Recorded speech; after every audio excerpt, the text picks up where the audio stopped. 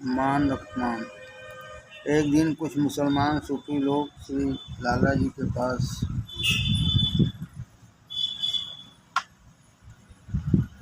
आए। कुछ देर बातें होती रही। उसी समय पूज्य लाला जी ने श्री चचा जी को बुलाया और उनसे पूछा, जब सब मुकामात तय हो जाती है तो कौन सी बात बाकी रह जाती है? श्री पूज्य चचा जी ने फौरन जवाब दिया, निदामत, अपमान, अर्थात अहंकार का टूटना। कुछ देर बातें होती रही। उसी समय पूज्य लाला जी ने श्री चचा जी को बुलाया और उनसे पूछा, जब सब मुकामात तय हो जाती है तो कौन सी बात बाकी रह जाती है? श्री पूज्य चचा जी ने फौरन जवाब दिया, निदामत, अपमान, अर्थात अहंकार का टूटना। जब सब मुकामात तय हो जाते हैं तो अहंकार का जीना पर्दा रह जाता है और वह जब तक साधक का अपमान या जिल्लत नहीं होती तब तक नहीं जाता। जब सब मुकामात तय हो जाते हैं तो अहंकार का जीना पर्दा रह जाता है और वह जब तक साधक का अपमान या जिल्लत नहीं होती तब तक नहीं जाता। इसलिए तो भक्तों को तरह तरह का अपमान बर्दाश्त करना पड़ा है और यही आखिरी मंजिल है जिसे सफलतापूर्वक पार कर लेने पर मनुष्य की श्रेणी में न रहकर महान आत्मा के रूप में संसार के सम्मुख एक आदर्श बनकर उपस्थित होता है। इसके पीछे उसे कितने कष्ट, कितनी मुसीबतें, कितने दुख और कितना अपमान सहना पड़ता है, इसे लोग बाद में ही जान पाते हैं। रामायण में देखिए, भरत जी भक्त शिरोमणि कहे जाते हैं। उन्होंने अपने जीवन में कितना दुख और कितना अपमान सहा। जब वे अपने ननिहाल से वापस आ रहे थे, हर अयोध्यावासी ने उन्हें घृणा की दृष्टि से देखा। किसी ने उनसे बात नहीं की। हर एक ने उन्हें अपनी माँ कैकेयी के साथ मिला हुआ अपराधी जाना। परंतु जब भरद्वाज ऋषि के आश्रम में भरत जी पहुँचे तो उन्होंने कहा, तुम कहाँ भरत कलंक यह, हम सब कहाँ उपदेश, राम भगति रस सिद्धि हित, भाय समो गणेश। अर्थात, हे भरत, तुम्हारे लिए तुम्हारे समझ में यह कलंक है, पर हम सबके लिए तो उपदेश है। श्री राम भक्त रूपी रस की सिद्धि के लिए यह समय गणेश शुभ हुआ है। जैसे एक मकरध्वज रस होता है और एक सिद्ध मकरध्वज रस होता है। मकरध्वज रस होता है। मकरध्वज को अनेक औषधियों के साथ रगड़ा जाता है, तब वह सिद्ध मकरध्वज कहलाता है। इसी तरह भक्त भी अनेक कष्टों व बाधाओं व अपमान में रगड़े जाकर ही सिद्ध भक्त कहलाता है। इसलिए भरत जी भक्त शिरोमणि हुए। सावधान, यदि आत्मविद्या सीखना चाहते हो तो पहले मान प्रतिष्ठा की गठरी को सर से उतार कर फेंक दो। यदि आत्मविद्या सीखना चाहते हो तो पहले मान और प्रतिष्ठा की गठरी को सर से उतार कर फेंक दो। यह तो घर है प्रेम का, खाला का घर ना है। शीश उतारे भूमि धरे, तब बैठे घर माए। जब जब ऐसे अवसर आए या अपमान हो तो ईश्वर को धन्यवाद दीजिए और शुक्र व सब्र के साथ बर्दाश्त कीजिए। हरिद्वार यात्रा। सन 1946 के अक्टूबर की बात है। एक सेठ जी पूज्य चचा जी को सपरिवार हरिद्वार लिए जा रहे थे। उन्होंने द्वितीय श्रेणी का डिब्बा रिजर्व करवा लिया था। पूज्य चचा जी महाराज ने एक दास से पूछा, हम हरिद्वार जा रहे हैं, क्या आप भी चलिएगा? उसने उत्तर दिया, मैं अवश्य चलूँगा। दूसरे दिन था। तीसरे दिन पूज्य चचा जी ने पुनः दास से चलने को पूछा। तब उसने उत्तर दिया, क्या महाराज जी लीवा चलने का इरादा नहीं है? पूज्य चचा जी ने कहा, यदि लीवा चलने का इरादा न होता तो कहता क्यों? दास ने कहा, क्या सेठ जी इसको पसंद करेंगे? पूज्य चचा जी ने कहा, इसमें सेठ जी का हर्ज ही क्या है? आप लोग अपने पैरों से चलेंगे। हाँ, 100 रुपये का खर्च अवश्य है। दास ने कहा, तब तो मैं अवश्य चलूँगा। रहा व्यय आदि का प्रश्न, सो लगभग 100 रुपये जो व्यय होगा उसे आप या तो पहले ही दिलवा देंगे अथवा किसी से ले लेंगे, वह भी आप लौट कर पूरा करवा देंगे। दूसरे दिन प्रातः उस दास ने श्री चचा जी से अर्ज किया कि 32 रुपये तो कल आपने मुझे दिला दिए, 2 दिन का अवसर और है, इसमें आप शेष पूरा करवा देंगे, अतः मैं अवश्य ही चलूँगा। सब लोग हरिद्वार पहुंचकर कश्मीर हाउस में ठहरे, जो हरि की पौड़ी के ऊपर 2 मंजिला बना है। यहाँ पर पंडित नंदू मल जी का सुप्रबंध था। सब सामान पहले से ही एकत्रित कर रखा था। कोई चचा जी से पूछा कि इसके अतिरिक्त जिस सामान की आवश्यकता वो मंगवाया जाए। श्री चचा जी ने कहा, पहले आप शेर भर दूध मंगवाइए। कोई चचा जी सत्संगियों का बहुत ख्याल रखते थे। गए हुए सत्संगियों में 2 व्यक्ति सवेरे दूध पीने के आदी थे, अतः दूध मंगाकर पहले उनको पिलाया। धन्य हो प्रभु, आपके सिवा दूसरा और कौन दीनों की चिंता करने वाला होगा। बिन सेवा जो द्रवे दीन पर, ऐसे को दयाल रघुराई। हरिद्वार में जितने दिन रहे सब भाइयों का बराबर ध्यान रखते। ऐसा ज्ञात होता था कि हर समय साथ रहते हैं। कहीं घूमने जाएं या अन्य किसी स्थान को जाएं, सदैव पूज्य चचा जी के साथ जाने की अनुभूति होती थी। प्रायः साथी लोग हरिद्वार के पवित्र स्थानों को देखने जाया करते थे और घूमते थे। 2 व्यक्ति पहले कई बार हरिद्वार के पवित्र स्थानों को देख चुके थे, अतः वे लोग कहीं नहीं जाते थे और सदैव पूज्यपाद चचा जी की सेवा में उपस्थित रहते थे। सायंकाल यह लोग श्री पूज्य चचा जी से थोड़ी देर के लिए आज्ञा लेकर जाते और घंटा भर में लौट आते, किंतु श्री चचा जी इतनी देर में अधीर हो जाते और देर तक घूमने की शिकायत करते। एक दिन सब लोगों का ऋषिकेश जाने का विचार हुआ और यह सोचा गया कि प्रातःकाल चले जाएं और शाम को सब लोग वापस आ जाएं। पूज्य चचा जी को इस यात्रा में कष्ट होगा और उन्हें कहीं घूमना तो है नहीं, अतः विचार हुआ कि श्री पूज्य चचा जी तथा उनके साथ 2 व्यक्ति यहीं रहें और शेष लोग ऋषिकेश घूम आवें। अब यह प्रश्न था कि कौन भाई श्री चचा जी की सेवा में छोड़े जाएं, क्योंकि सभी व्यक्ति ऋषिकेश की सैर को उत्सुक थे। यह देखकर पूज्य चचा जी स्वयं कष्ट उठाने को तैयार हो गए और कहा, हम भी चलेंगे।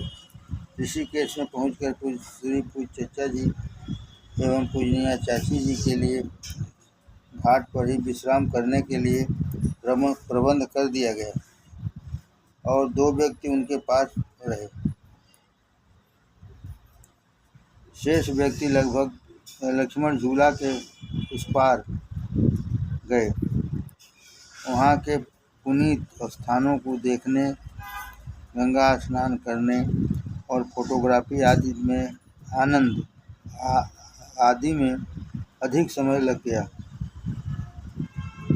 अति विलम्ब देख कर कोई चचा जी से पूछा गया कि घाट पर अच्छा भोजन मिलता है, आज्ञा हो तो लाया जाए, आप भोजन कर लीजिए। किंतु उन्होंने कहा कि सब लोग आ जाएं तब भोजन किया जाएगा।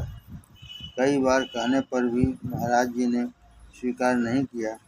करीब 3 बजे फिर कहा गया कि अब वे लोग भोजन कर चुके होंगे, अतः आप भोजन कर लीजिए, इसमें हर्ज ही क्या है। पूज्य चचा जी ने फरमाया, यह ठीक नहीं है। इस पर पूज्य चाची जी से प्रार्थना की गई कि आप ही स्वीकार कीजिए। उन्होंने कहा, यह धर्म नहीं है। पूज्य चचा जी ने उन 2 व्यक्तियों से कहा, आप लोग भोजन कर लीजिए। तो उन्होंने कहा कि क्या हमारा ही धर्म गिरा हुआ है। इस पर सब लोग हंसने लगे। काफ़ी प्रतीक्षा के बाद एक महाशय आए। उन्होंने पूज्य चचा जी से कहा, सब लोग भोजन कर चुके हैं, आपके लिए भोजन भेजा है। इस प्रकार काफ़ी प्रतीक्षा के बाद पूज्य चचा जी ने 4 बजे भोजन किया। ऐसी शिष्टता, ऐसा नेह निवाहन और ऐसा कर्तव्य पालन और कौन कर सकता है। प्रीति नीत परमारथ स्वारथ, कौन राम सम जान यथारथ। हरिद्वार में अनुमान से कुछ अधिक दिन लग गए। अतः जो सज्जन नौकर पेशे थे, उन्हें प्रार्थना पत्र भेजकर अधिक छुट्टी लेनी पड़ी। यह लोग डरते थे कि अधिक छुट्टी लेने से अधिकारी रुष्ट होकर कुछ हानि न पहुंचावे। जब पूज्य चचा जी वापस आए तो उसके लगभग 1 मास बाद उन्होंने लोगों से पूछा, कहो भाई, तुम्हारे दफ्तर के क्या हाल रहे। इसका उत्तर देते हुए एक भाई ने बतलाया, दफ्तर में एक पत्र उनके नाम टाइप हो चुका था कि अब आगे छुट्टी नहीं मिलेगी, परंतु मेरे आ जाने से वह पत्र रुक गया।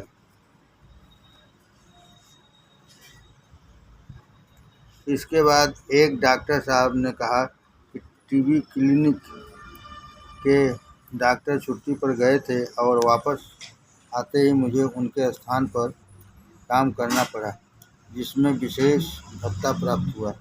एक दास ने निवेदन किया कि महाराज, आपने 100 रुपये के लगभग तो आने के पूर्व ही दिलवा दिए थे और जब जाने लगे तो 100 रुपये एक स्थान से लेकर घर में पत्नी को दे दिए और उनसे कहा कि हम अपने शौक के लिए हरिद्वार जाकर 100 रुपये खर्च करेंगे।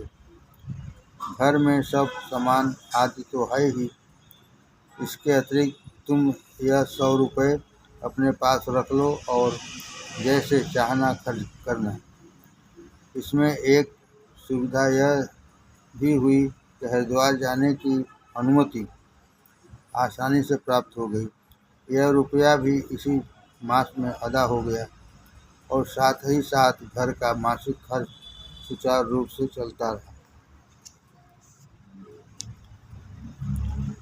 जब लौट कर आया तब एक सज्जन के यहाँ नवाबगंज प्रतिदिन जाना पड़ा। उन्होंने एक साथ 200 शुल्क के दिए। यह रुपये घर ले जाकर दिए और कहा कि यह पूज्य चचा जी ने दिलाए हैं। इस पर सब लोग बहुत प्रसन्न हुए। चचा जी प्रत्येक व्यक्ति आय व्यय, दुख सुख, रोग आदि का हर समय ध्यान रखते और एन केन प्रकारेण उसका निर्वाह करते। जन कह नहीं अधेय कछु मोरे, अस विश्वास तजो जिन घोरे। राम सदा सेवक रुचि राखे, वेद पुराण साध शिव साथी। अद्भुत सहन शक्ति, धैर्य और कर्तव्य निष्ठा। बड़ी बड़ी आपत्तियों तथा विषम परिस्थितियों में भी पूज्य चचा जी हिम्मत न हारते थे और साहस धैर्य के साथ उसे सहन करते थे। कुछ घटनाएं उनकी सहनशक्ति, धैर्य और कर्तव्य निष्ठा की ज्वलंत उदाहरण हैं। सन 1932 में पूज्य चचा जी डॉक्टर श्री लाल जी के साथ सिकंदराबाद से कार द्वारा दिल्ली जा रहे थे। दुर्भाग्य से रास्ते में मोटर दुर्घटना हो गई और पूज्य चचा जी के हाथ की हड्डी टूट गई। उन्हें सिकंदराबाद लौटा लाया गया। पूज्य चचा जी 72 घंटे तक हाथ सीधा किए हुए बराबर एक समान आसन से बैठे रहे। जब डॉक्टरों ने देखा तो उन्हें भी यह सहनशक्ति, धैर्य और साहस देखकर आश्चर्य हुआ। कार द्वारा दुर्घटना की सूचना पाकर संबंधी एवं सत्संगी लोग वहां पहुंच गए। इन्हीं में पूज्य पेशकार साहब बाबू प्रभुदयाल जी भी थे। इनको देखकर पूज्य चचा जी रो पड़े। यह देखकर पूज्य पेशकार साहब को अपने पास बुलाया और कहा, भाई पेशकार साहब, पूज्य लाला जी साहब आपको इजाज़त देना चाहते थे, किंतु मैंने उन्हें यह कहकर रोक दिया कि इनको इस स्थान पर इजाज़त न देकर किसी ऊंचे स्थान पर इजाज़त देना अधिक उचित होगा। तब पूज्य लाला जी ने कहा, अब आप ही इन्हें इजाज़त दीजिएगा। भाई पेशकार साहब, कदाचित इस दुर्घटना में मेरा प्राणांत हो जाता तो पूज्य लाला जी की इस आज्ञा को पालन करने से वंचित रह जाता। उसी दिन पूज्य चचा जी महाराज ने श्री पेशकार साहब को इजाज़त दे दी और गुरु पदवी के संपूर्ण अधिकार प्रदान किए। इस इजाज़त की घोषणा आपने अनेक बार फतेहगढ़ के भंडारे के समय की। ऐसी अत्यंत शारीरिक वेदना के समय कर्तव्य पालन का ध्यान रखना श्री पूज्य चचा जी जैसे बिरले संतों का ही काम है। वस्तुतः यह लोग दूसरों के कल्याण के लिए ही जीवित रहते हैं। तरुवर फल नहीं भात है, नदी ने संचय नीर, परमारथ के कारणे साधुन धरा शरीर। अंतिम समय में पूज्य चचा जी को हृदय का रोग हो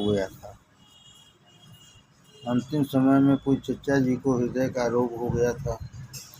कई वर्षों तक उससे पीड़ित रहे। इसके दौरे होते थे और अत्यंत असह्य वेदना होती थी, किंतु आप शांति से सहन करते और कभी ऊख तक न करते। जब दौरा समाप्त हो जाता फिर वैसे ही लोगों से वार्ता करने लगते, सत्संग भी करते।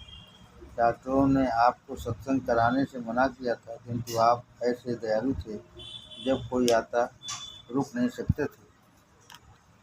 सन 1936 ईस्वी में पूज्य चचा जी को फालिज का दौरा हुआ।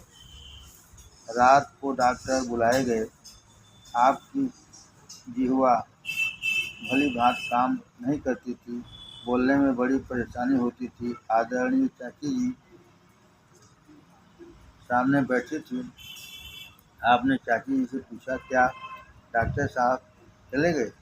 डॉक्टर साहब वहीं उपस्थित थे, सामने आ गए और बोले, कहिए क्या तकलीफ है? फिर डॉक्टर साहब दूसरी तरफ जा बैठे।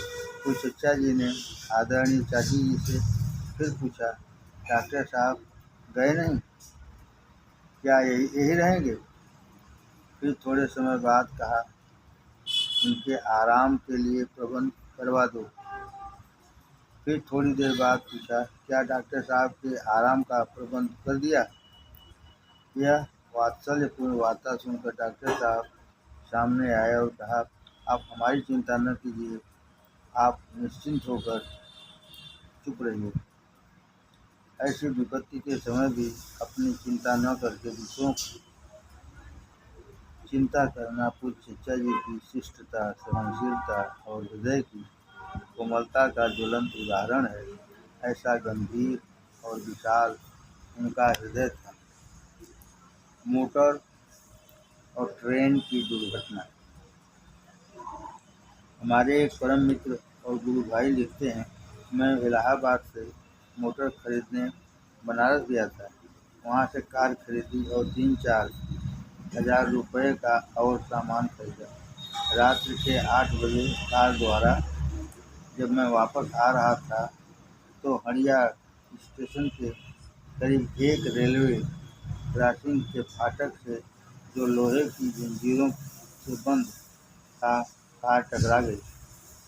ड्राइवर घबरा गया और उसने दोनों ब्रेक लगा दिए। अब कार रेल की दोनों पटरियों के बीच खड़ी हो गई। ड्राइवर तुरंत ही मोटर से उतर गया और मुझे भी उतारने के लिए आवाज़ दी। मैं उतर भी न पाया था कि रेल के इंजन से कार ने टक्कर ले ली। इंजन के टक्कर से कार उलट जाती, ऐसा संभव था, किंतु कार उल्टी नहीं, वरन उसका दाहिना मडगार्ड इंजन के बम्पर में फंस गया और घूम गई। अब कार इंजन के साथ दौड़ती हुई लगभग 4 फर्लांग तक चली गई। जिस समय कार गाड़ी के साथ दौड़ रही थी, उसी समय मैं कार से कूद पड़ा और एक ऐसे स्थान पर गिरा कि यदि 4 अंगुल नीचे गिरा होता तो पास के 30 फीट नीचे गड्ढे में जा गिरता, और ऊपर होता तो रेलगाड़ी के पहिए मेरी गर्दन पर चल गए होते। यह बात मुझे बाद में डॉक्टर माथुर से ज्ञात हुई थी। गाड़ी रुकी, मुझे डिब्बे में ले जाकर बैठाया गया और ड्राइवर भी मेरे साथ 3-4 हज़ार के सामान सहित बैठ गया। गाड़ी बैक हुई, पुनः हड़िया स्टेशन पर लाई गई।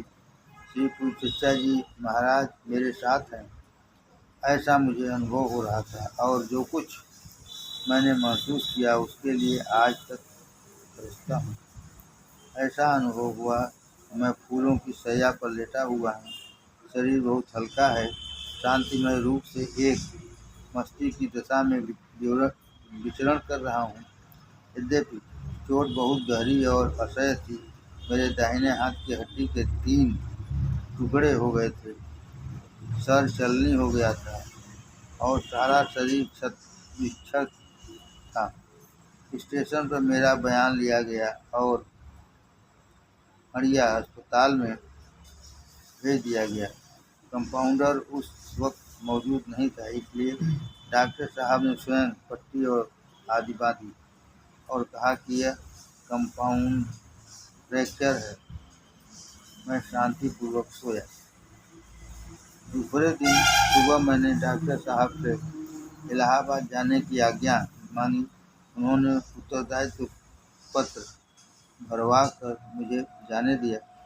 हड़िया स्टेशन पर ज्यों ही डिब्बे में घुसा, मेरे एक पूर्व परिचित मित्र, जो कि मैनेजर कोर्ट ऑफ वार्ड्स थे, मिल गए और वे मुझे सुरक्षित इलाहाबाद ले गए।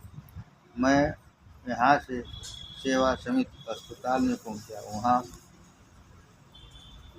के डॉक्टर ने एक खुराक दवा मुझे पिला दी और कहा कि पट्टी आदि तो मैं खोल नहीं सकता था, क्योंकि यह पुलिस केस है। इसके लिए तो गवर्नमेंट अस्पताल जाना पड़ेगा। यहाँ पर मेरे परिवार के लोग और इष्ट मित्र भी मिल गए थे। सेवा समिति हॉस्पिटल से अब मैं सिविल हॉस्पिटल आ गया। मुझे वह स्थान दिया गया जहाँ अंग्रेज़ों और राजा महाराजाओं की चिकित्सा होती थी। पूज्य लाला चचा जी महाराज पक्ष पर सहायता देते रहे। अस्पताल में मुझे रईसों का सा भोजन, फल व दूध आदि मिलता था और सिविल सर्जन भी बहुत मेहरबान थे। सभी कर्मचारी कृपा करते और विशेष रूप से ध्यान देते रहे। एक दिन एक बोन स्पेशलिस्ट ने यह कह दिया, इनका हाथ जड़ से काट दिया जाए। मुझे बहुत फिक्र हो गई। उसी दिन मैंने स्वप्न में देखा कि पूज्य गुरुदेव जी चचा जी महाराज खड़े हुए कह रहे हैं, घबरा क्यों रहे हो, तुम्हारा हाथ ठीक हो जाएगा, तुम लिखोगे। और मैं स्वयं को दाहिने हाथ से लिखता हुआ आभास करने लगा। इसी तरह पूज्य गुरु महाराज की कृपा से अस्पताल में भी बड़े आराम से रहा और 2 माह बाद ठीक होकर घर आ गया। अस्पताल में किसी तरह से भी मेरा एक पैसा भी नहीं खर्च हुआ। इस उपचार से लगभग 5 माह का अवकाश भी दफ्तर से सवेतन स्वीकृत हो गया और मुझे किसी प्रकार का आर्थिक कष्ट भी न सहना पड़ा। जा पर कृपा राम की होई, ता पर कृपा करे सब कोई।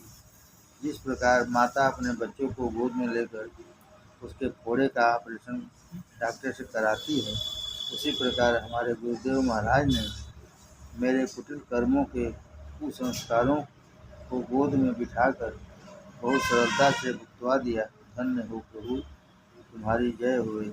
आपको आपका कोट धन्यवाद है। हे दयामय प्रभु, आपकी शरणागत हूँ। त्राहिमाम त्राहिमाम, भक्तों की देख रेख।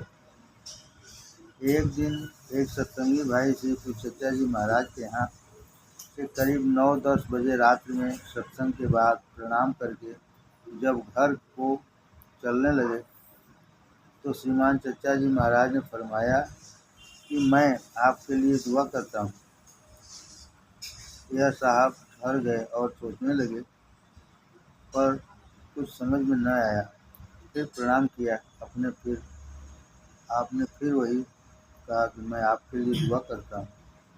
समझ में न आया और थोड़े समय पश्चात प्रणाम करके घर को चल दिए। वह साइकिल पर सवार होकर घर को चले जा रहे थे और साथ में उनके चचेरे भाई भी साइकिल पर सवार साथ साथ चले आ रहे थे। रास्ते में एक ढाल पड़ता था, उस पर उतर ही रहे थे कि आपके बड़े चचेरे भाई मिल गए जो पैदल जा रहे थे। अतः यह लोग भी साइकिल से उतर पड़े और पैदल चलने लगे। थोड़ी दूर चलने के बाद उनके हाथ से साइकिल एकाएक मुड़ गई। दूसरों ने पकड़ ली और आप जमीन पर बैठ गए। थोड़ी देर बाद आपको होश आया तो बताया कि चक्कर आ गया था और पानी भी मांगा। सामने पान की दुकान थी, वहाँ से पानी लाया गया। आपने हाथ मुँह धोया और सर पर पानी डाला। आपके भाई साहब ने कहा, अब आप साइकिल पर मत जाइए। सामने देखा कि एक खाली इक्का खड़ा है। उससे पूछा, आनंद बाग चलोगे? इक्के वाले ने कहा, चलूँगा। आपके भाई ने आपको इक्के पर बिठा दिया और साइकिल पर सवार होकर घर तक पहुँचाने आए। पता चला लू लग गई थी। आपकी बीमारी का उपचार शुरू हो गया और आपको पूर्ण स्वस्थ होने में कई दिन लग गए। आपकी बीमारी में पूज्य चचा जी भी एक बार देखने आए। जब आप स्वस्थ होकर पूज्य चचा जी की सेवा में उपस्थित हुए तो उस दिन का सब हाल बताया और स्वयं ही कहने लगे कि अब आपकी दुआ का कारण समझ में आ गया और मालूम हुआ कि आप सदैव साथ रहते हैं। आपने एक भाई को यहीं से साथ कर दिया था और दूसरे भाई को रास्ते में मिला दिया, जिसके कारण साइकिल से उतरना पड़ा। यदि साइकिल पर चढ़े हुए चक्कर आता तो गिरकर सिर फट जाता। रास्ते में सिक्के एवं पानी का भी प्रबंध कर दिया, जिससे मैं घर सुरक्षित पहुंच गया। अब मैंने जाना कि आप हर भक्त के आगे पीछे का हाल जानते हैं और इनकी उचित देख रेख करते रहते हैं। खुदा के साथ रहने का यकीन मुश्किल से आता है। अगर विश्वास हो जाए तो फिर यह बेकसी कैसी। खान पान में संयम। महान विभूतियों का महान व्यक्तित्व होता है जो कि प्रत्येक स्थान स्थल तथा प्रत्येक वस्तु पर अपनी अमिट छाप छोड़ देता है। उनकी महानता छोटे छोटे कार्यों द्वारा जानी जाती है। श्री कुचेचा जी महाराज संयमित आहार ग्रहण करते थे। प्रत्येक सत्संगी के यहाँ का आहार ग्रहण नहीं करते थे। श्री कुचेचा जी महाराज की कानपुर की एक घटना है कि एक बार उनके बड़े लड़के की स्त्री बीमार हुई और डफरीन अस्पताल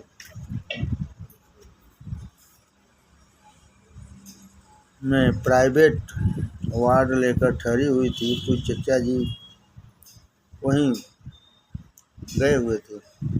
उस वार्ड का एक दरवाज़ा सड़क की ओर खुलता था और सड़क के उस पर डिस्ट्रिक्ट बोर्ड का दफ्तर था, जहां पर आजकल सदर कोतवाली बन गई है। एक रोज़ रात को 9 बजे कुछ चचा जी के पास कुछ सत्संगी भाई बैठे हुए थे। चचा जी महाराज पाखाने चले गए और अपने छोटे सुपुत्र श्री ज्योति मोहन जी से कह गए कि चिलम भर लाओ। गोरखपुर वाले मुंशी महादेव प्रसाद जी भी बैठे हुए थे। वह चिलम भर लाए और हुक्के पर रख दी। जब श्री चचा जी महाराज वापस आए तो पूछा, यह चिलम किसने भरी?